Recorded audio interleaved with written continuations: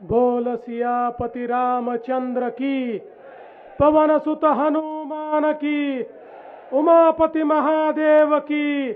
बोलो जी भाई सब संतन की, सनातन हिंदू धर्म की, गोमाता की, भारत माता की, छत्रपति शिवाजी महाराज की, धर्मवीर छत्रपति संभाजी महाराज की।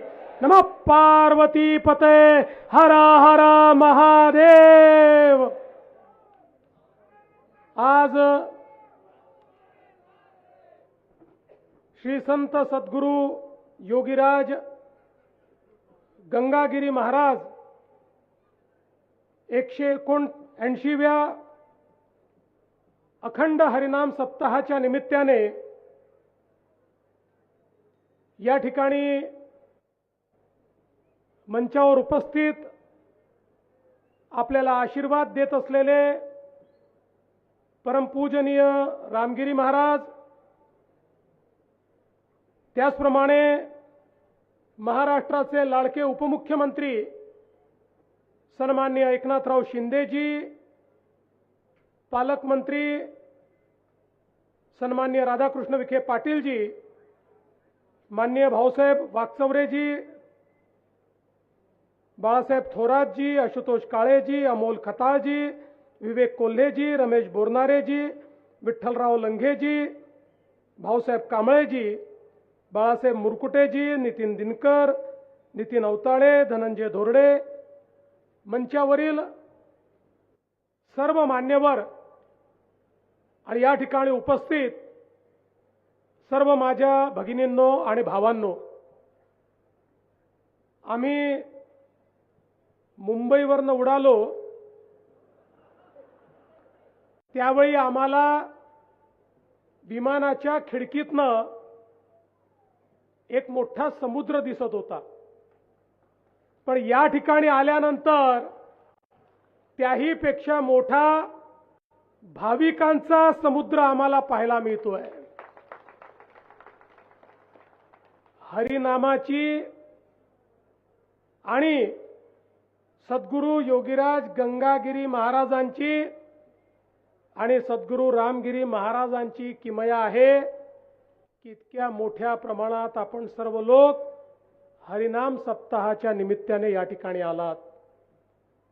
आपल्या भारताची संस्कृती आणि सभ्यता ही जगातली सर्वात जुनी संस्कृती आणि सभ्यता आहे आणि आता तर जगाच्या उत्खननाने हे मान्य केलं आहे की ज्यावेळी युरोप, अमेरिका वगैरे सारखे देशही अस्तित्वात नव्हते, ज्यावेळी तिथल्या लोकांना संस्कृती, संस्कार, विचार, भाषा काय आहे हे माहिती नव्हतं, त्याही वेळी या देशामध्ये पूर्णपणे विकसित संस्कृती होती आणि त्याही काळामध्ये खऱ्या अर्थानं आमचा सनातन विचार हा लोकांना संस्कार देत होता, तीच भाविकता होती, तोच हरिनामाचा पाठ होता आणि त्या माध्यमातनं सातत्याने आमची संस्कृती, आमची सभ्यता आणि आमचा वारसा हा अखंड चालत होता। आज आपण बघा, जगाच्या इतिहासावर अनेक देशांमध्ये अनेक आक्रमणे झाली आणि त्या प्रत्येक देशाचा इतिहास बदलला। आक्रमणामुळे विचार बदलले, धर्म बदलला, संस्कृती बदलली, पण आपल्या भारतामध्ये मात्र ते परिवर्तन होऊ शकलं नाही। हजारो वर्ष आक्रांत्यांनी आक्रमण केलं, पण त्या आक्रमणामुळे आमच्यावर त्याचा कुठलाही परिणाम झाला नाही। याचं कारण आमची जी वारकरी परंपरा होती, आमची जी हरिनामाची परंपरा होती, आमची जी सनातनाची परंपरा होती, हिंदू धर्माची जी परंपरा होती, या परंपरेमुळे कितीही कोणी आघात केला तरी देखील आम्ही आमचा विचार बदलला नाही, आमचा संस्कार बदलला नाही, आमचा मार्ग बदलला नाही, आमचा देश बदलला नाही. आणि म्हणूनच आक्रमणामुळे कदाचित ते किल्ले जिंकू शकले, आमची मंदिरं तोडू शकले, पण आमच्या मनामध्ये ईश्वराचं जे स्थान होतं ते मात्र ते बदलू शकले नाहीत. आणि याचं एकमेव कारण होतं या भारतातली गुरु परंपरा.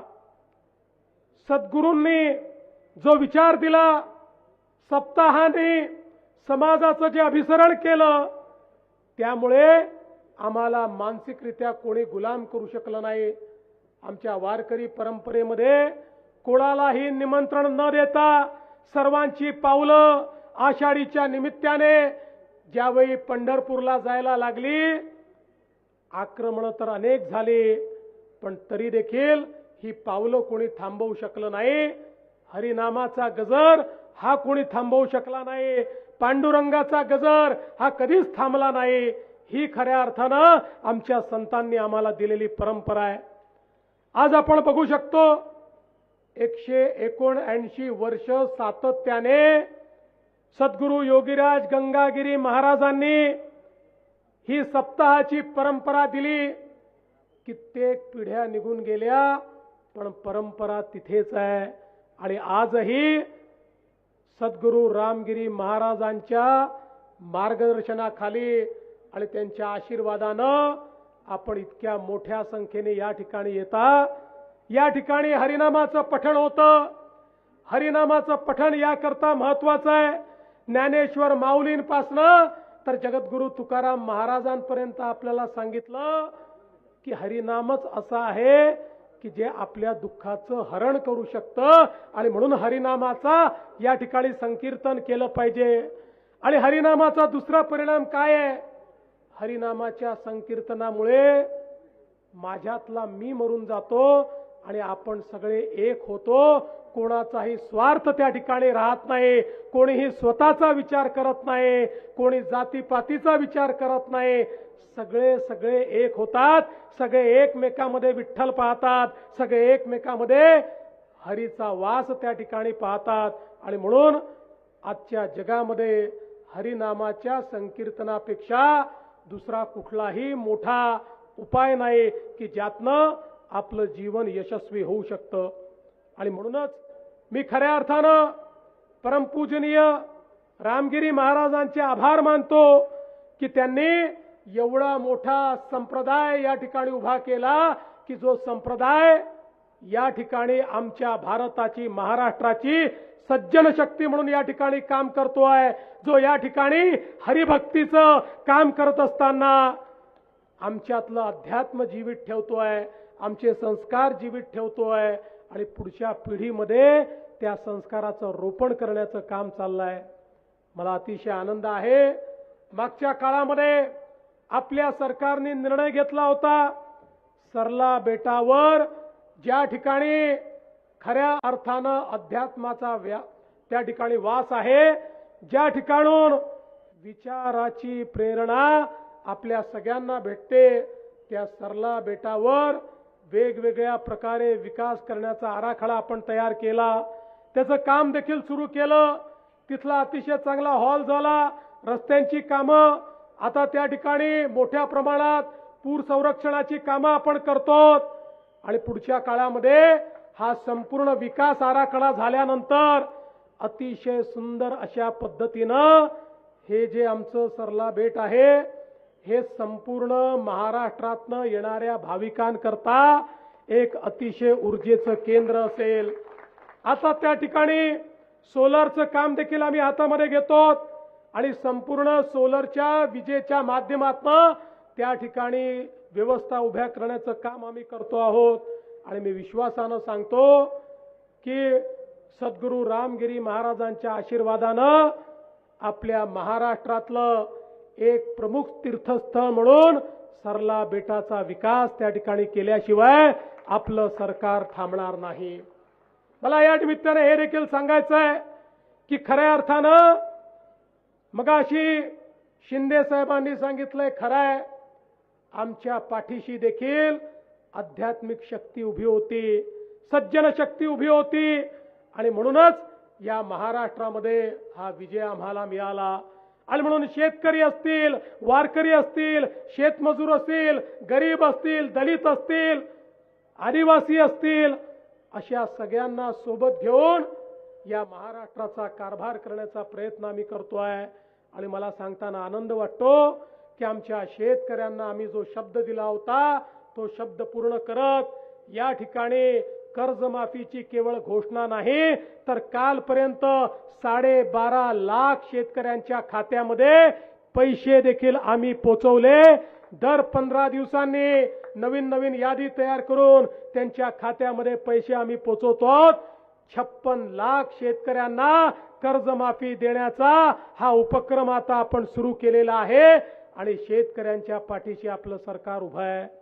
मला आनंद आहे की आपल्या सरकारने शेतकऱ्यांना त्या ठिकाणी मोफत वीज देण्याचा निर्णय केला। आज शेतकऱ्यांना मोफत वीज आपण देतो आणि त्यासोबत आपण निर्धार केला होता की शेतकऱ्यांना दिवसाच 365 दिवस वीज मिळाली पाहिजे। 75% शेतकऱ्यांना दिवसा 8 तास वीज आपण देतोय। हळूहळू 100% शेतकऱ्यांना देऊ आणि त्यानंतर शेतकऱ्यांना 12 तास 365 दिवस मोफत वीज देण्याचा निर्णय देखील आपण घेतलेला आहे। आणि एवढंच नाही तर पूर्वीचे आमच्या शेतकऱ्यांवर 58,000 कोटी रुपयाची बिलं थकीत आहेत। आपल्या सरकारनं निर्णय केला 58,000 कोटी रुपयाची थकीत बिलं ही देखील आम्ही माफ करतो आहोत। शेतकऱ्यांकडून त्याची देखील वसुली या ठिकाणी करायची नाही हा निर्णय आपण केलेला आहे। कारण आमचा बळीराजा आमचा शेतकरी हा खऱ्या अर्थानं आमच्या केवळ ग्रामीण भागाचा नाही तर आमच्या अर्थव्यवस्थेचा कणा आहे आणि तोच खऱ्या अर्थानं अशा प्रकारच्या आमच्या हरिनामाच्या माध्यमातनं आमच्या सप्ताहाच्या माध्यमातनं आपल्या आध्यात्मिक शक्तीला जागृत ठेवतो आणि त्यामुळेच आमचे संस्कार आमच्या परंपरा या चांगल्या पद्धतीने या ठिकाणी चाललेल्या आहेत। मी या निमित्ताने आपल्या सर्वांना आश्वस्त करतो, शिंदे साहेबांनी देखील या ठिकाणी सांगितलेलं आहे, काही लोक आमचे सद्गुरू रामगिरी महाराजांकडे ही धमक्या पाठवतात। त्यांना मी सांगून देऊ इच्छितो अशा प्रकारे धमकी देण्याचं काम कोणी केलं तर त्याला नेस्तनाबूत करून टाकू। आम्ही केसाला देखील धक्का लागू देणार नाही, केसालाही धक्का लागू देणार नाही, लक्षात ठेवा। आणि खऱ्या अर्थानं आपल्या सगळ्यांचं पाठबळ आपले आशीर्वाद जर आमच्या पाठीशी आहे तर मला या निमित्ताने निश्चितपणे असं वाटतं हा जो सन्मार्ग आपण सगळ्यांनी स्वीकारलेला आहे या सन्मार्गावरनं चालण्यापासून आपल्याला कोणीही थांबवू शकणार नाही हा विश्वास व्यक्त करतो। आणि हा आशीर्वाद घेण्याकरता काल्याचं कीर्तन या ठिकाणी आहे आणि त्यानंतर प्रसाद आहे, तो प्रसाद ग्रहण करण्याकरता या ठिकाणी आपण सगळे लोक उपस्थित झालेलो आहोत। या आनंद सोहळ्यामध्ये आम्हालाही सहभागी करून घेतलं त्याबद्दल आपले मनापासून आभार मानतो आणि माझे 2 शब्द संपवतो। धन्यवाद। जय हिंद, जय महाराष्ट्र, रामकृष्ण हरी।